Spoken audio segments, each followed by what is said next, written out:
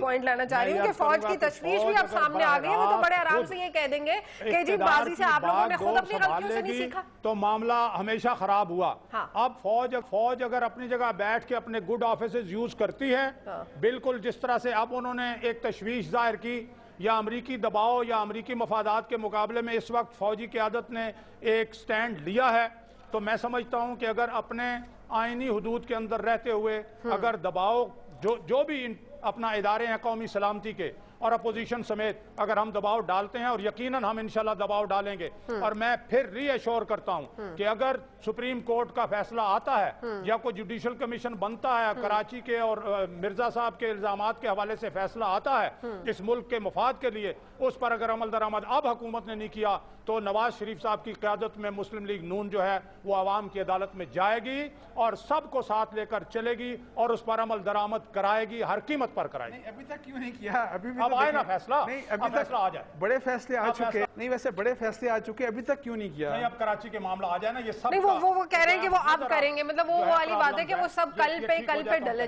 जा रही हैं बातें। अच्छा, मैं यहाँ पर यही सवाल मैं एक और अपना यहाँ पर निसार खोड़ो साहब से करूंगी। निसार साहब, फौज के जो पॉइंट ऑफ व्यू एक सामने आया है कि फौज ने भी अब तशवीश अपनी जाहिर करनी शुरू कर दी है, तो इससे भी हम सबक नहीं सीख रहे कि मतलब अब फौज भी देख रही है कि क्या हो रहा है, उसके बावजूद हमें कोई पॉलिटिकल हुकूमत का कोई इरादा या विल नजर नहीं आ रही।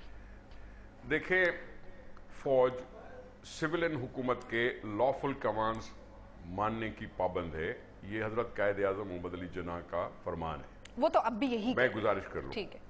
कराची पाकिस्तान का गेटवे है और कराची में किलिंग्स होने की वजह से कोई भी इदारा, चाहे सुप्रीम कोर्ट भी आप देख लें, उन्होंने भी तो सुओ मोटो ले लिया ना, गवर्नमेंट ने भी अपने तौर पर कुछ न कुछ कोशिश होती रही है कि जी उसको कंट्रोल में लाया जाए, और इस तरह से उन्होंने भी एक तशवीश का इजहार किया। उसी तरह से तशवीश का इजहार हो रहा है जैसे सवात में हुआ, कहीं वजीरिस्तान में हुआ, कहीं किधर हुआ।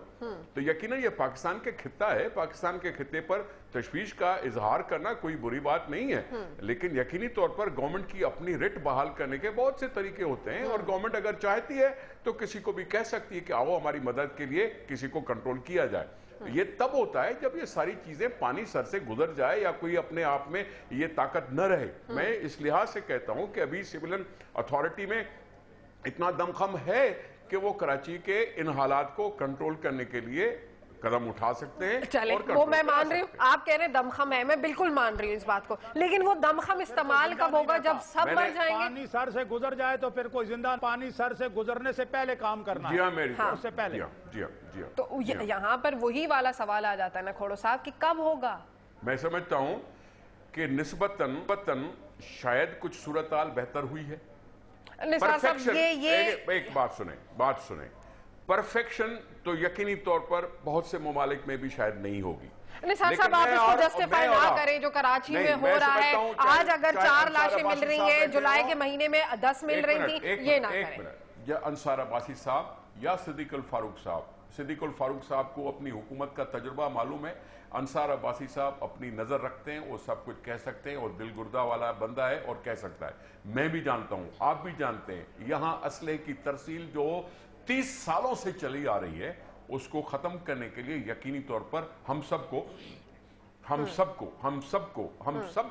जरा एक जहत होकर जब तक हम एक दूसरे की मदद में आगे बढ़कर नहीं इसको कंट्रोल करेंगे तब तक बहुत मुश्किल रहता है। बहुत सी चीजें आपने देखी, कभी कोई किसी में एक्शन हुआ तो कोई ना कोई आके इंटरफेरेंस हो जाता है। मैं क्या याद कराऊं, इतने बड़े हाईलाइटेड एक्शंस हुए, हाईलाइटेड मर्डर्स हुए, हाईलाइटेड इतने सारा कुछ हुआ।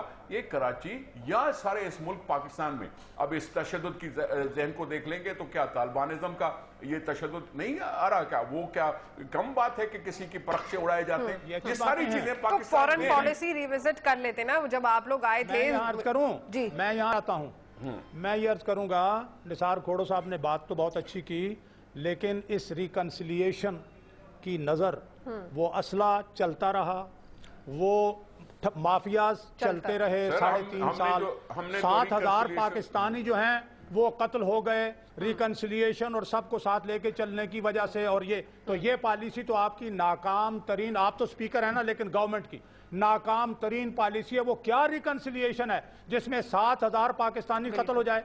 वो क्या रिकन्सिलिएशन है जिसमें असला आए और आईजी आके कहे समुंदर से भी असला आता है? वो क्या रिकन्सिलिएशन है जिसमें लोग भत्ता खाएं? वो क्या रिकन्सिलिएशन है जिसमें ठप्पा माफिया मौजूद हो? वो क्या रिकन्सिलिएशन है जिसमें टारगेट किलर सबको भाग जाने का कहा जाए? अगर ये रिकन्सिलिएशन है, कौन साहब तो मशवरा दीजिए अपनी हुकूमत को बतौर स्पीकर कि भाई ये रिकन्सिलिएशन ये खत्म करें, ये मुनाफिकत है, ये पाकिस्तान के पाकिस्तान के मफादात के मुताबिक नहीं है। ऐसी रिकन्सिलिएशन सिद्दीक साहब मौका दे दें, चले उनको जवाब दें। देखिए, पोलराइजेशन पैदा करने से बेहतर है कि हम ये पॉजिटिव सोच लेकर थोड़ा सा आगे बढ़ सकते हैं। हाँ, हमने मिस्टेक्स की होंगी, पाकिस्तान के अवाम है, कहीं ना कहीं मिस्टेक हो जाती है, यकीनी तौर पर किसी ने किसी का गलत फायदा लिया होगा, हो सकता है रिकंसिलिएशन से गलत फायदा। ब्लंडर्स नहीं, देखिए बात सुनिए, ये ब्लंडर्स हैं, मिस्टेक्स। वो जो मर गए, वो गलतियां, वो चेंगे तो उनका खून न जाएगा, उनका हिसाब खड़े हैं, एक ही इमाम में खड़े हैं। प्लीज एक छोटी सी बात, थोड़ा सा एक बात जो है, देखें पोलराइजेशन की बात कोई नहीं कर रहा, किसी भी पार्टी को जाहिर है एक बिल्कुल आपको उसको पॉलिटिक्स से नहीं निकालना। बात सिर्फ इतनी है कि क्राइम और पॉलिटिक्स ये दो डिफरेंट चीजें। बिल्कुल सही बात। अगर पॉलिटिशियंस, अगर पॉलिटिकल पार्टीज के साथ कुछ क्रिमिनल्स मिल गए हैं तो उन क्रिमिनल्स को प्रोटेक्शन नहीं देनी चाहिए, नहीं, उनको शेल्टर नहीं देना चाहिए, अपने साथ नहीं पॉलिटिकल पार्टी हो। जनाब बात है एक असूल की, अंसार भाई, बात सिर्फ इस असूल की है, और इस असूल को उस वक्त तक नहीं इंप्लीमेंट किया जा सकता जब तक पॉलिटिकल विल ना हो। और पॉलिटिकल विल होगी तो मैं आपको बताऊं कि with in days, with in ये सारे मसले सॉल्व हो जाएंगे। जब मैंने यही अर्ज किया, अगर आपने कहा तो मैंने भी शायद यही अर्ज किया कि जी पॉलिटिकल विल रखो और किसी की ध्यान नहीं दो, अक्रॉस द बोर्ड कार्रवाई करो, क्रिमिनल्स को क्रिमिनल कहने का हौसला पकड़ो, यकीनी तौर पर हालात बेहतर हो सकते हैं। चलिए, मैं बहुत बहुत शुक्रिया अदा करूंगी अपने मेहमानों का। हमारे साथ अंसार अब्बासी साहब मौजूद है, सिद्दीकुल फारूक साहब मौजूद हैं और निसार खोड़ो साहब मौजूद हैं। यहाँ पर सवाल यही है कि मुल्क में जारी सियासी मफाहमत की पॉलिसी क्या अब महज वक्त गुजारने का बहाना है या संजीदगी की जानिब एक और कदम? ये तो वक्त ही साबित करेगा। आपको मेरा शो कैसे लगा? मुझे ईमेल कर सकते हैं कब तक @dawnnews.tv। कल तक के लिए अल्लाह हाफिज।